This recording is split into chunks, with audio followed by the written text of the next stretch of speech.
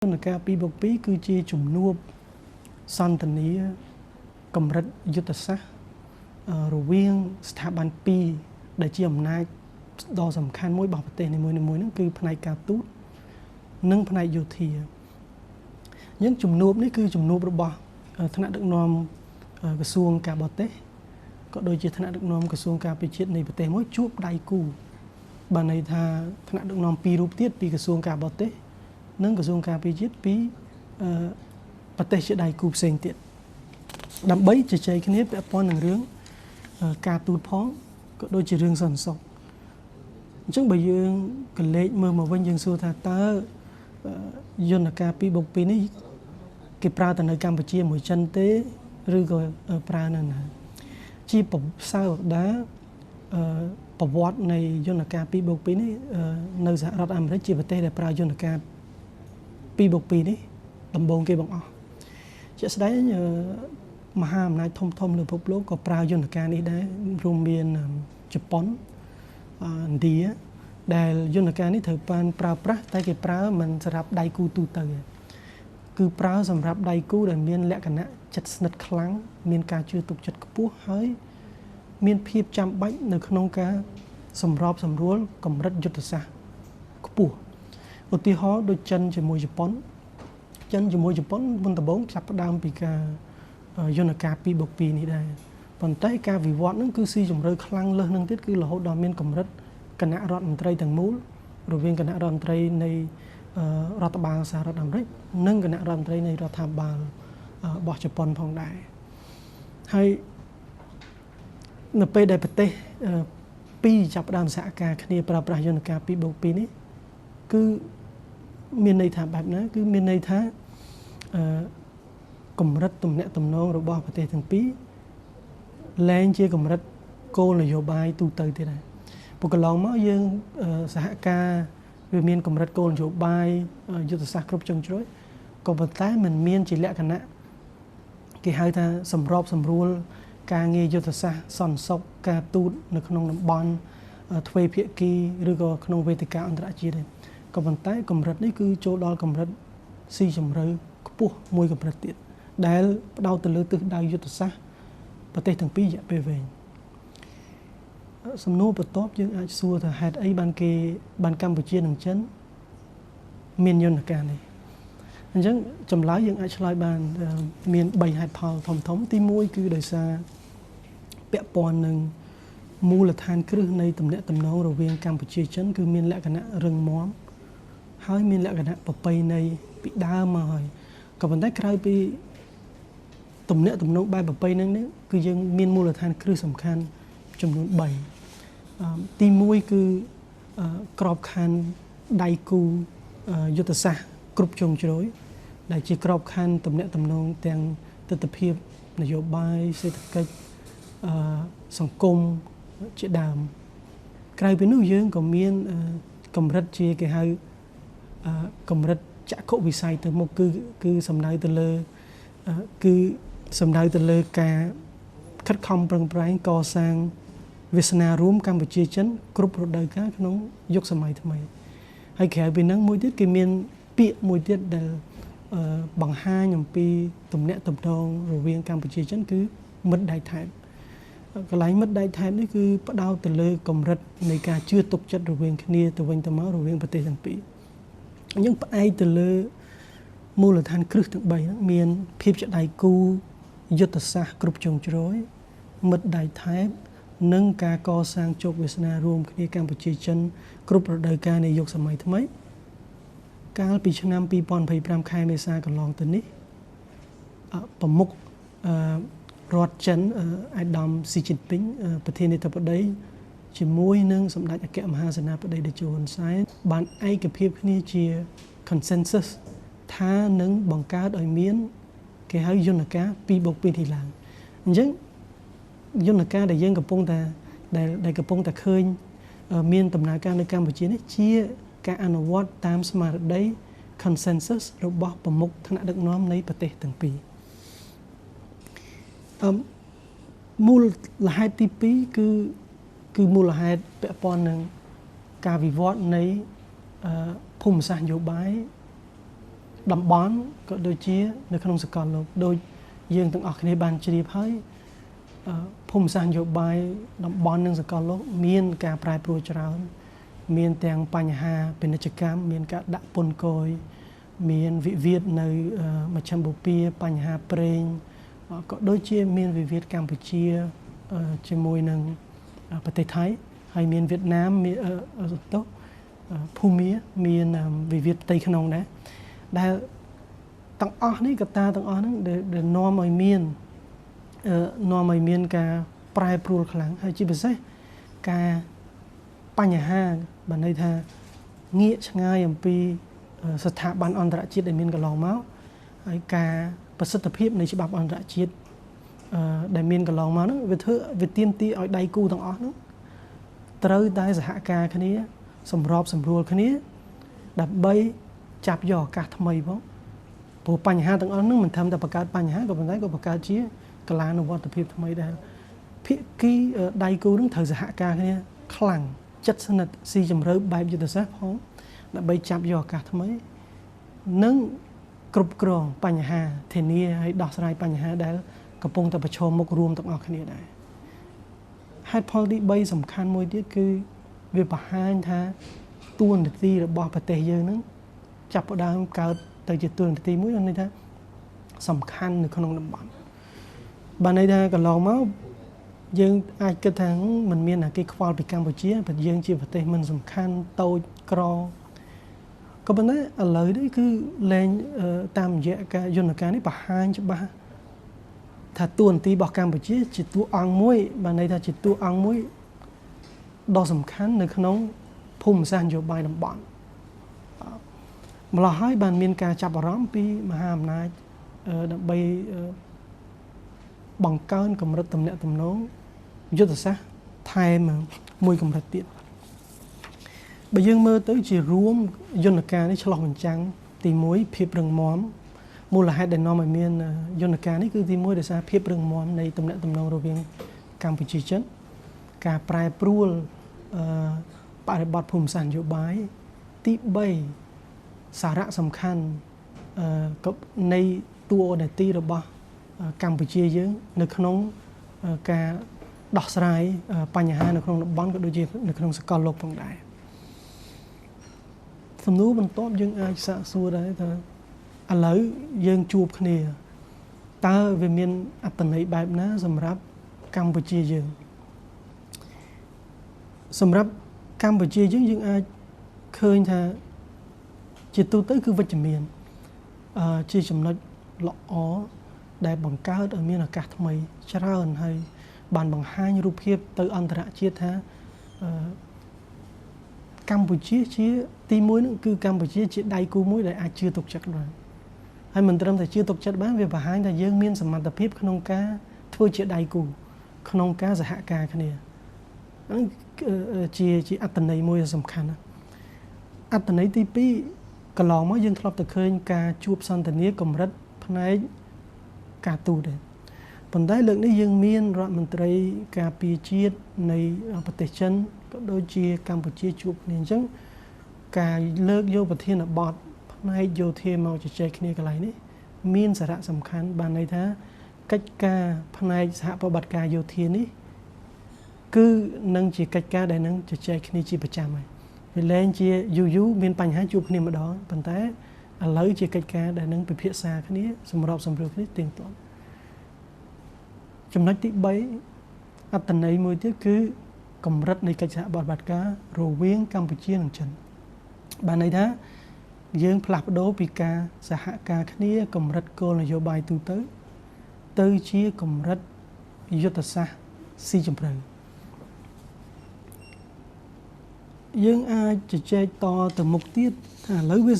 មានអត្ថន័យល្អវិជ្ជមានសម្រាប់កម្ពុជាក៏ប៉ុន្តែនៅពេលដែលយើងវិភាគអំពីបរិបទកម្ពុជាក៏ដូចជាទំនាក់ទំនងកម្ពុជារវាងកម្ពុជានិងចិននេះយើងក៏ត្រូវពិចារណាដែរយើងក៏ត្រូវជ្រាបដែរតើក្នុងកម្រិតតំបន់ក្នុងអាស៊ានយើងយន្តការនេះត្រូវបានប្រើប្រាស់មិនខ្លះជាក់ស្ដែងយន្តការ 2+2 នេះមិនមែនមានប្រើដោយប្រទេសចិនជាមួយតែកម្ពុជាទេ ជាក់ស្ដែងទៅប្រទេសចិនក៏បានប្រើមិត្តចិនក៏បានប្រើជាមួយនឹងបណ្ដាប្រទេសផ្សេងៗនៅក្នុងតំបន់អាស៊ានដែរក្នុងនោះយើងឃើញមានការប្រើប្រាស់យន្តការ 2+2 នេះជាមួយនឹងឥណ្ឌូនេស៊ីក៏ដូចជាជាមួយនឹងម៉ាឡេស៊ីអញ្ចឹងយើងអាចសង្កេតឃើញថាយន្តការនេះត្រូវបានចិនប្រើនៅក្នុងតំបន់អាស៊ីអាគ្នេយ៍នេះគឺដើម្បីបង្កើនកម្រិតទំនាក់ទំនងជាមួយបណ្ដាប្រទេសនៅក្នុងអាស៊ានយើងកាន់តែស៊ីជម្រៅបន្ថែមទៀតចំណុចមួយទៀតយើងអាចឃើញមានមតិច្រើនដែរមានកង្វល់ថាឥឡូវយើងស្និទ្ធមួយប្រទេសចិនកាន់តែខ្លាំងហើយមានកង្វល់ថាតើយើងអាចចង់ដានប្រវត្តិសាស្ត្រនាំឲ្យមានបញ្ហាសម្រាប់ប្រទេសយើងឬក៏ប្រទេសផ្សេងមិនសប្បាយចិត្តដែរឬក៏យ៉ាងណាពាក់ព័ន្ធនឹងកង្វល់កន្លែងនេះយើងត្រូវវិភាគទៅលើទំនាក់ទំនងរវាងប្រទេសនិងប្រទេសនេះដែលផ្អែកទៅលើភស្តុតាងជាជាងយើងបានន័យថាមានកង្វល់ដោយផ្អែកតាមតែអារម្មណ៍អញ្ចឹងបើយើងផ្អែកទៅលើភស្តុតាងឯកសារទាំងអស់យើងឃើញថាទំនាក់ទំនងនេះជាទំនាក់ទំនងដែលគេអនុវត្តទូទៅជាគេអនុវត្តទូទៅខ្ញុំសូមអនុញ្ញាតជម្រាបជូនទី1កិច្ចសហប្រតិបត្តិការយុទ្ធសាស្ត្របែប 2+2 នេះដូចបានជម្រាបពីខាងដើមហ្នឹងមិនមែនអនុវត្តតែកម្ពុជាមួយចិនទេគឺអនុវត្តមានចិនជាមួយឥណ្ឌូនេស៊ីម៉ាឡេស៊ីក៏ដូចជាវៀតណាមហើយក្រៅពីនោះក៏មានអាមេរិកជាមួយជប៉ុនឥណ្ឌាជាមួយរុស្ស៊ីអាមេរិកជាមួយអូស្ត្រាលីជាដើមគឺមានការប្រើប្រាស់ទូលំទូលាយនៅទូទាំងពិភពលោកសម្រាប់ជាមួយប្រទេសដែលគេជិតស្និទ្ធខ្លាំងហើយមានភាពចាំបាច់ក្នុងការកិច្ចសហប្រតិបត្តិការគ្នាទី2កិច្ចសហប្រតិបត្តិការនេះយន្តការនេះគឺស្របតាមគោលនយោបាយការបរទេសរបស់កម្ពុជាសួរថាអីគេជានយោបាយការបរទេសកម្ពុជាគឺគោលនយោបាយដែលស្របអនុវត្តអនុលោមទៅតាមរដ្ឋធម្មនុញ្ញក៏ដូចជាច្បាប់អន្តរជាតិអញ្ចឹងបើយើងមើលគោលនយោបាយការបរទេសកម្ពុជាយើងទី1គឺផ្អែកទៅលើឯករាជ្យភាពអព្យាក្រឹតភាពសន្តិភាពនិងមិត្តភាពជាមួយបណ្ដាប្រទេសទាំងអស់ទី3បើយើងមើលមួយទៀតទី3ការទំនាក់ទំនងរវាងកម្ពុជាជាមួយនឹងមហាអំណាចនេះយើងមិនកម្ពុជាយើងគឺមិនមែនមានទំនាក់ទំនងតែជាមួយប្រទេសចិនទេអញ្ចឹងបើយើងមើលមកកន្លងមកយើងធ្លាប់កម្ពុជាក៏បានចូលជាគេហៅ Board of Peace ក្រុមប្រឹក្សាសន្តិភាពជាមួយសហរដ្ឋអាមេរិកយើងក៏បានថ្នាក់ដឹកនាំប្រមុខរាជរដ្ឋាភិបាលក៏បានទស្សនកិច្ចទៅបារាំង2លើកហើយនឹងមានរៀបចំកិច្ចប្រជុំកំពូល Francophonie នៅកម្ពុជាក្នុងចុងឆ្នាំនេះផងដែរហើយក៏មានទំនាក់ទំនងជិតស្និទ្ធជាមួយនឹងបណ្ដាប្រទេសផ្សេងក៏ដូចជាចក្រភពអង់គ្លេសនិងទំនាក់ទំនងល្អជាមួយនឹងប្រទេសរុស្ស៊ីជាដើមទាំងនេះបង្ហាញថាកម្ពុជាធ្វើការជាមួយគ្រប់បណ្ដាប្រទេសទាំងអស់ដោយមិនជ្រើសរើសប្រទេសណាមួយនោះទេជារួមយើងមើលទៅគឺនយោបាយការបរទេសរបស់យើងគឺយើងមិនសម្របខ្លួនទៅតាមប្រទេសណាមួយក៏ប៉ុន្តែយើងអនុវត្តទំនាក់ទំនងគេហៅថានយោបាយការបរទេសនេះអនុលោមតាមរដ្ឋធម្មនុញ្ញនិងចូលលើគោលការណ៍ច្បាប់អន្តរជាតិជាមួយបណ្ដាប្រទេសទាំងអស់អញ្ចឹងពាក់ព័ន្ធនឹងក្តីកង្វល់ដែលអាចមានពាក់ព័ន្ធនឹងទំនាក់ទំនងនេះគឺផ្អែកទៅលើតាមផុសតាងឬក៏ការវិភាគទាំងអស់នេះយើងឃើញថាមិនចោទជាបញ្ហាទេប៉ុន្តែជាចំណុចល្អបានន័យថាជាឱកាសសម្រាប់កម្ពុជាយើងច្រើនផងដែរពាក់ព័ន្ធនឹងទស្សនៈចំពោះទស្សនវិជ្ជាផ្នែក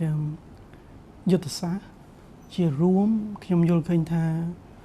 ការវិវត្តទំនាក់ទំនងរវាងកម្ពុជានិងចិននេះគឺនាំមកនៅកលានុវត្តភាពថ្មីបន្ថែមសម្រាប់កម្ពុជាក៏ប៉ុន្តែក៏នាំមកនៅការទូខុសត្រូវថ្មីសម្រាប់កម្ពុជាយើងផងដែរបានន័យថាមានឱកាសថ្មីផងប៉ុន្តែយើងត្រូវទូខុសត្រូវដែរក្នុងនាមជាដៃគូកម្រិតថ្មីហើយជាទូទៅទំនាក់ទំនងជិតស្និទ្ធជាមួយនឹងគេហៅមហាអំណាចហ្នឹងជារឿងវិជ្ជមានហេតុអីបានវិជ្ជមានព្រោះទំនាក់ទំនងតែយើងបានជាមួយមហាអំណាចវាសំខាន់ណាស់ជាពិសេសប្រទេសចិនដែលមិនធំតែមហាអំណាចធម្មតាជាមហាអំណាចសេដ្ឋកិច្ចមហាអំណាចយោធានុយក្លេអ៊ែរហើយមានសមាជិកភាពនៅក្នុងក្រុមប្រឹក្សាសេដ្ឋកិច្ច ក្រុមប្រឹក្សាអង្គការក្រុមប្រឹក្សាសន្តិសុខអង្គការសហប្រជាជាតិដែលមានអំណាចវេតូទៀតអញ្ចឹងគឺមានសារៈសំខាន់ណាស់ដែលនឹងផ្ដល់ឱកាសច្រើនសម្រាប់កិច្ចសហប្រតិបត្តិការផ្នែកសន្តិសុខផងហើយនឹងការអភិវឌ្ឍជាតិផងប៉ុន្តែយើងត្រូវមានភាពប្រកបនិយមមួយផងដែរប្រកបនិយមបានន័យថាម៉េចមិនមែនគ្រាន់តែយើងចូលយន្តការនឹងភ្លាមប្រទេសយើងនឹងរីកចម្រើនប្រទេសយើងនឹងគេហៅថាបានន័យថាមានការការពាររឹងមាំមិនមែនទេកិច្ចសហប្រតិបត្តិការនេះវាគ្រាន់តែជាឬក៏យន្តការនេះជាការបង្កើតឲ្យមានកលានុវត្តភាពប៉ុន្តែ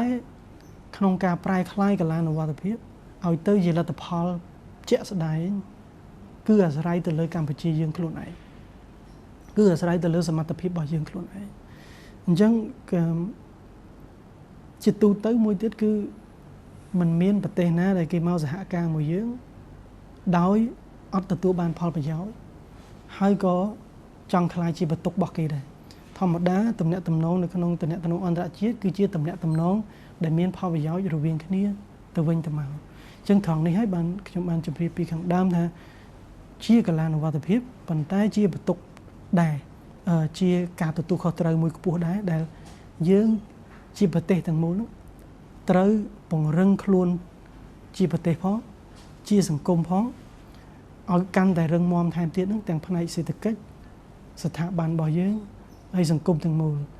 ហើយនៅពេលដែលយើងរឹងមាំទាំងសេដ្ឋកិច្ចទាំងស្ថាប័នហើយសង្គមជាតិយើងរឹងមាំទើបយើងអាចក្លាយជាដៃគូដែលមានតម្លៃសម្រាប់ដៃគូរបស់យើងហើយត្រូវបានដៃគូយើងគាត់ឲ្យតម្លៃផងហើយគាត់គោរពយើងដែរបើសិនបើយើងជាដៃគូគ្រាន់តែចាំយកប្រយោជន៍និងភាពជាដៃគូនឹងអត់មាននិរន្តរភាពទេជាការសន្និដ្ឋានកម្ពុជាយើងបើយើងមើលនយោបាយការបរទេសកម្ពុជាស្វាគមន៍បានឃើញថាស្វាគមន៍ភាពជាដៃគូជាមួយបណ្ដាប្រទេសទាំងអស់ហើយយន្តការ 2+2 ដែលយើងមាននេះជាឧទាហរណ៍មួយនៃទំនាក់ទំនងស៊ីជម្រៅក៏ប៉ុន្តែយន្តការ 2+2 នេះมันអាចចាត់ទុកថាជាសូចនាករមួយកំណត់អំពីគោលនយោបាយការបរទេសរបស់កម្ពុជាប៉ុន្តែគោលនយោបាយការបរទេសរបស់កម្ពុជាគឺផ្អែកទៅលើដូចបានជម្រាបពីខាងដើមរួមមានឈលលើរដ្ឋធម្មនុញ្ញនិងច្បាប់អន្តរជាតិដែលផ្អែកទៅលើឯករាជ្យភាពរបស់ប្រទេសអព្យាក្រឹតភាពសន្តិភាពហើយមិត្តភាពជាមួយបណ្ដាប្រទេសទាំងអស់ព្រោះយើងអត់អាចទៅធ្វើអនុវត្តនយោបាយការបរទេសដោយទៅស្អប់ប្រទេសផ្សេងទៀតទេឬក៏ចូលពួកបកសម្ព័ន្ធដែលវាផ្ទុយពីរដ្ឋធម្មនុញ្ញរបស់យើងអញ្ចឹងក្នុងបរិបទនៃការប្រែប្រួលនៅក្នុងភូមិសាស្ត្រនយោបាយទាំងនៅក្នុងតំបន់នៅក្នុងសកលលោកការមានគេហៅទំនាក់ទំនងជិតស្និទ្ធឬក៏បែបយុទ្ធសាស្ត្រដូចយើងមាន 2+2 នេះមួយចិនការបង្កើនកម្រិតកិច្ចបត្តិការនេះសំខាន់ប៉ុន្តែអ្វីដែលសំខាន់លើសពីហ្នឹងគឺយើងខ្លួនឯងជាប្រទេសហ្នឹងត្រូវតែខ្លាំងត្រូវតែមានភាពធន់ហើយត្រូវត្រៀមខ្លួនឲ្យបានរួចរាល់គ្រប់ពេលវេលាទាំងអស់ទើបយើងអាចឆ្លើយតបជាមួយនឹងការប្រែប្រួលនៅក្នុងតំបន់បានព្រោះបញ្ហាដែលកើតមាននៅគេហៅថាការឈ្លានពានឬក៏ការប្រកួតប្រជែងឬក៏សង្គ្រាមគឺជារឿងដែលតែងតែកើតមានដូចយើងកលេចមើលទៅក្នុងប្រវត្តិសាស្ត្រហ្នឹងគឺតែងតែកើតមានរហូតគឺយើងអត់អាចបញ្ជៀសបានទេក៏ប៉ុន្តែអ្វីដែលយើងអាចធ្វើបានគឺយើងត្រូវធៀមខ្លួនតើយើងឆ្លើយតបទៅនឹងបញ្ហាទាំងអស់ហ្នឹងបែបណាហើយយើងអត់អាចរំពឹងប្រទេសផ្សេងមកការពារយើងជាជាងយើងខ្លួនឯងត្រូវការពារខ្លួនប្រកបដោយភាពរឹងមាំភាពធន់ហើយត្រៀមខ្លួនឲ្យបានរួចរាល់ដើម្បីឆ្លើយតបមិនថាជាបញ្ហាការឈ្លានពានពីប្រទេសជិតខាងបញ្ហាដែលយើងឃើញកន្លងមកមានកូវីដឬក៏ឥឡូវមានបញ្ហាប្រេងនៅមជ្ឈមបូព៌ានេះជាដើមគឺការពឹងលើខ្លួនឯងមានសារៈសំខាន់ជាចុងក្រោយគឺភាពជាដៃគូបង្កើតកលានុវត្តភាពច្រើនក៏ប៉ុន្តែមានតែភាពខ្លាំងរបស់យើងខ្លួនឯងដែលធានាថាកលានុវត្តភាពទាំងអស់នោះប្រែក្លាយទៅជាលទ្ធផលពិតប្រាកដ